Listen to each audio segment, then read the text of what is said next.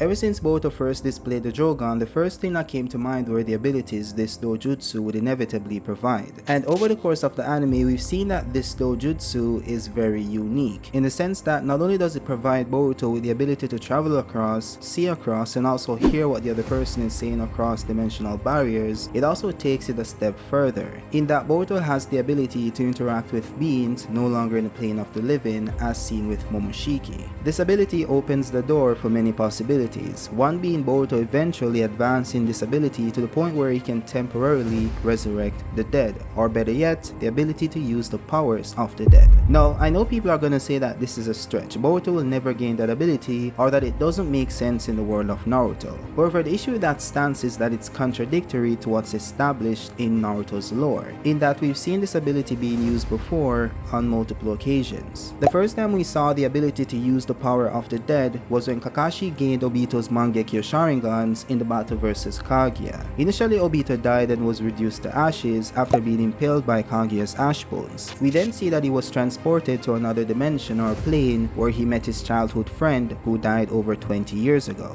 We all thought this was the end for Obito, but he then said that he had to help Kakashi one last time. And when asked by Rin if he could just leave the realm of the dead just like that, Obito said yes, chakra is an energy that connects two worlds. He then used his Mangekyo ability that allows him to travel across dimensions to leave the plane of the dead and re-enter the plane of the living in the form of pure chakra. This chakra then entered Kakashi's body, which allowed Obito to manifest within his psyche. He then informed Kakashi that he's going to give him one last gift, but it has a time limit, so he should use it wisely. That's when we see Kakashi, who was just a normal ninja a few moments earlier, brandishing both of Obito's Mangekyo Sharingans. Now, when this initially happened, a lot of people said that it didn't make any sense, as if we didn't just see Hagoromo come back from the dead and pass his chakra to Naruto and Sasuke, who later awakened different abilities due to that chakra. However, what people fail to realize is that the chakra Hagoromo gave to Naruto and Sasuke was also temporary as the chakra Obito gave to Kakashi. As I mentioned earlier, Obito said that the power had a time limit before he gave it to Kakashi, and as we see later on, Obito was there the entire time watching over the battle, but the moment that time expired, he started to fade away, and so did the power of the Sharingan. Now, the reason why this is different for Naruto and Sasuke is that while they did lose the chakra Hagoromo shared with them, since they can't reproduce Hagoromo's chakra since they're not Hagoromo, they were able to retain the awakenings they received, and that's because, as stated in Naruto's manga, you can awaken Hagoromo's chakra by combining the chakra of his two sons, Ashura and Indra. If this combination is done within the body of an Uchiha, they will awaken the Rinnegan. Now, this seems to require that they are also on the verge of death, as we see for Madara and Sasuke. This was later confirmed in the manga itself that Sasuke awakened the Rinnegan due to being given Hagoromo's chakra directly from Hagoromo. Naruto, on the other hand, was able to retain his version of Six-Path Sage Mode, or a version of Six-Path Sage Mode, since he retained the chakra of all the Biju after the war ended. This provided him with Six-Path Senjutsu chakra, as they did for Madara, who gained Six-Path Senjutsu after becoming the Ten-Tails Jinchuriki. So Naruto, being a pseudo Ten-Tails Jinchuriki, as he's referred to as in Boruto's novels, would also retain the power due to the Tail Beast. So in both cases where these characters kept the powers given to them by the dead, there's a logical explanation as to why that's the case. Kakashi doesn't meet the genetic requirements needed to awaken a Rinnegan like Sasuke did, so that's why he wasn't able to achieve a permanent awakening. What you'd realize in both of these examples is that the dead comes to the world of the living on their own, meaning the person who received the powers didn't do it deliberately using any techniques. And of course, the two examples I'm referring to is Hagoromo coming back from the dead and giving powers to Naruto and Sasuke, and also Obito doing the same for Kakashi.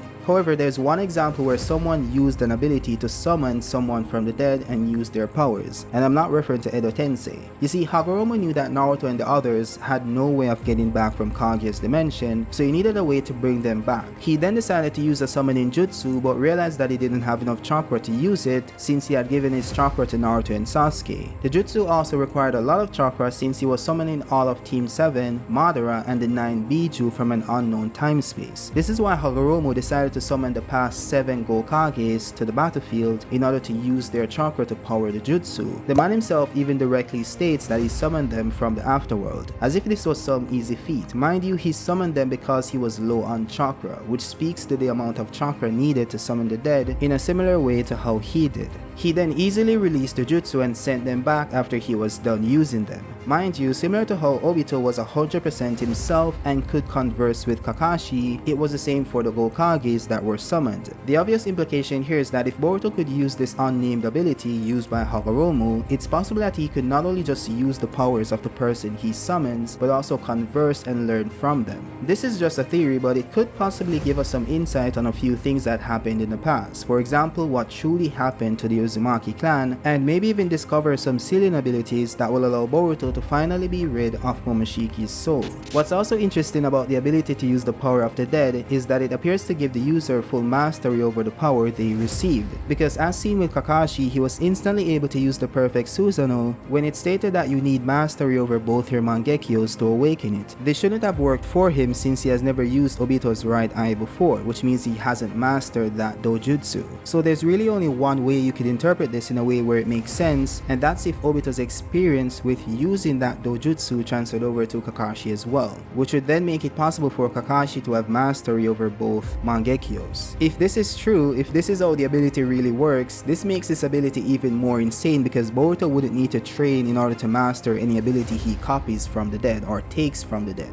But now that we've established the ability itself, let's go into why it makes sense for Boruto and the Jougan. As I explained before, we see that Boruto was able to interact with Momoshiki in the spiritual realm. This is very similar to how Obito was able to interact with Kakashi after passing away. However, the roles have been flipped in this instance, in the sense that in Kakashi's case, Obito was the one who used his ocular powers that allowed him to travel across dimensions to come back to the world of the living. Of course, using the assistance of the six-pass chakra, Kakashi confirmed to have boosted Obito's ocular powers. Mind you again that this is the same six-pass power, the same six-pass chakra that allowed Hagoromo to do the same for Naruto and Sasuke. This is different in Boruto's case since he's the one that's using his ocular power that allows him to hop across dimensions as shown in the anime. Not only that, when it comes to appearances, the Jougan is depicted as light blue in color with a darkened sclera, at least in the anime. And with that description, the first thing that comes to mind is the Eda Tensei or summoning impure world reincarnation jutsu created by Tobirama Senju, which allowed the caster to bind the soul of a deceased person to a living vessel.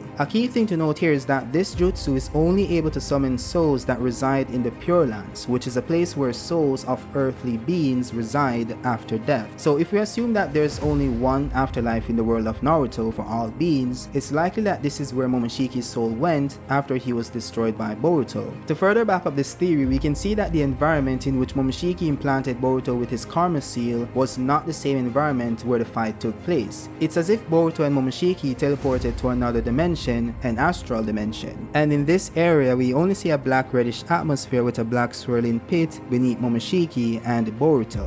However, this only occurred in the anime, which generally expounds on the manga. So in essence, I believe that this entire scenario with Momoshiki took place due to the ability of the Jougan to interact with the spiritual realm, or the Pure Lands as you know it. Which is very interesting since the Jougan itself, referring to the name, translates to pure eye. So at face value, you can also see why people would make that connection. However, at a deeper level, it still makes sense since the sequence only took place after the Jougan activated and started to pulsate with energy. We even zoomed into the Jougan, which then brought us to the next scene with Boruto in this unknown dimension, again with the Jougan pulsating, something it had not done before. Momoshiki then asked if Boruto could sense his presence as if he should not have been able to, which he then deduced was due to Boruto strongly inheriting the power of the Otsutsuki after noticing Boruto's Jougan, which could really mean that the Jougan established a connection between the land of the living and the Pure Land, similar to what Obito did, and this is really what allowed Momoshiki to interact with Boruto even in his spiritual form. One thing to also point out, which I found very interesting, is that this only happened while Momoshiki was clashing with Boruto using his Rasengan, which means that their chakra was connected at that point in time, similar to how Obito made that connection with Kakashi by pouring his chakra into his body. What I also noticed is that every time the Jougan activated, it was when Boruto was in the presence of an Otsutsuki or a being or power directly tied to them. What this could mean, which is just a theory, is that Boruto's latent Otsutsuki gene or power, which Momoshiki directly referenced, was only manifesting due to the resonance between them, which is very similar to the karma seal with Kawaki.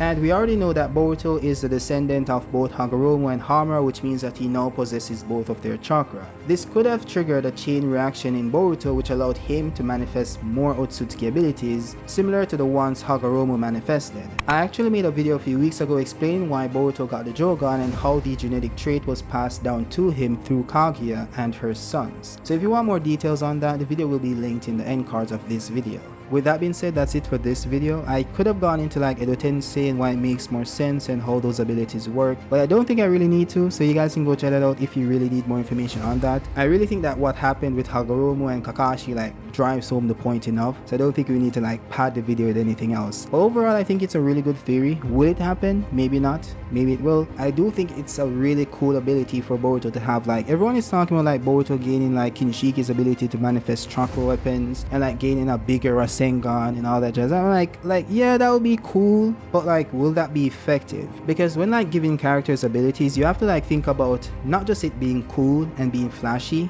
you also have to like make it make sense or make it be worth it, in a sense that what's it going to be used for. And it's the same thing for like Sarada. Everyone is saying that oh, she's gonna get Amaterasu because she has the sun for her like Mangekyo Sharingan. I'm like, to do what exactly? What is she going to do with Amaterasu? Everyone, at least everyone that's gonna be contending with Sarada in the future has the ability to absorb jutsu. You know, most Otsutsuki have that ability. Kawaki can just shrink it. So I'm like, let's be practical in the sense that how is it going to be used? How is it going to be useful to the character going forward that puts them up another tier, you know? That's why when it comes to like Boruto, I believe that yo, you need to get some power that Kawaki can't absorb and can't shrink. That's always going to be useful, you know? So if he gets like, let's say, you know, a bigger Rasengan, or let's say like Kinshiki's chakra weapons, or let's say like Momoshiki, that big black ball that Momoshiki used, like none of that is going to be useful in a fight against Kawaki. Like if we're being real. So I'm trying to be like, you know, more creative in the sense that, you know, something that Kawaki can't really touch, and that would be this ability. Of course, there's also wood style, which I think is very useful if it's also used directly from the earth, because Kawaki can't shrink living material, and technically trees are living material, you know,